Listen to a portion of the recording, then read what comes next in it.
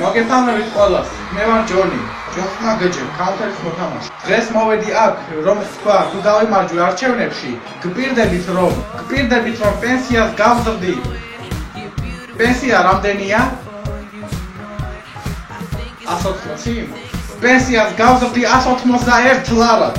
ვინც 100 წლამდე ისოცხლებს, მაგათ 182 ლარი.